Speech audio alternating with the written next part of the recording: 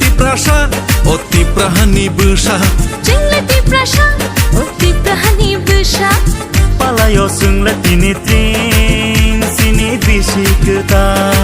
Palayo jingla tinitrin sini bisikta Sungla Tiprasa Tiprahani Busa Jingla Tiprasa Tiprahani Busa Palayo sungla tinitrin sini bisikta Palayo sungla tinitrin sini bisikta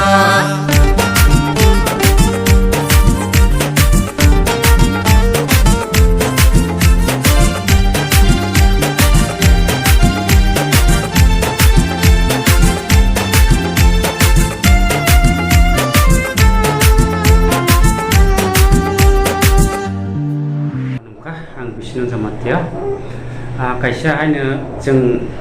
Hyderabad Telangana state of Buskang Painai 22 तारिख Sunday ni nino जों KHAIJAK Kotor ma program khainan thangai tongo Tiprasa Thansa Hyderabad NGO team ni hoite jini Bifang kewa chairman Bising Twi ni Tidul Mumbai tini তাবো জরা প্রায় কাম চলাই দङ যে কোনো সমস্যা বা যে কোনো প্রবলেম নতই তাক জরা কাম চলাই বা সল খাইজাগি দङ চিনি Tiprasa সমস্ত হায়দ্রাবাদ তেলেঙ্গানা স্টেট দংনাই তাকো বুকनो जों जे मानसा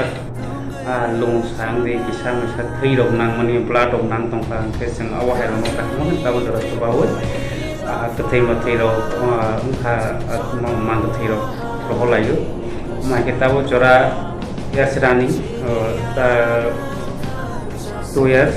7 months of the complete Ka kita वो 3 years running ni चलाई तंगो kita वो चोरा belai ni kaham ये buskang खाने वो है निहाय जैसे सिने Tiprasa मसन kaham kita वो इति चलाई नि बागै है निहाय जों buskang खाने 22 September 2024 ni साल मारियो खाय जों KHAIJAK Hyderabad Telangana state no जों KHAIJAK program संसालायमोन जों Tiprasa no तै बाहाय साबलायनाय दा बुसकां फायनाय राव फायनाय सिनि 21 December नि बागै हायनो हायथिं ओ दिना कक जाबनाय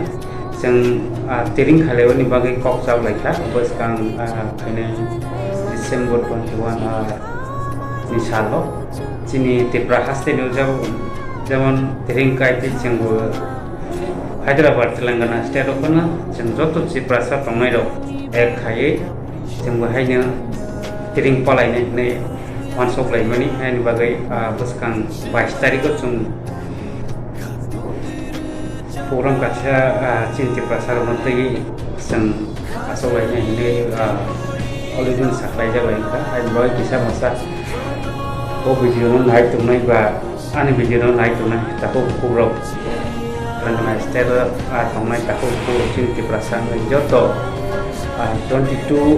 September 2024 साल मारियो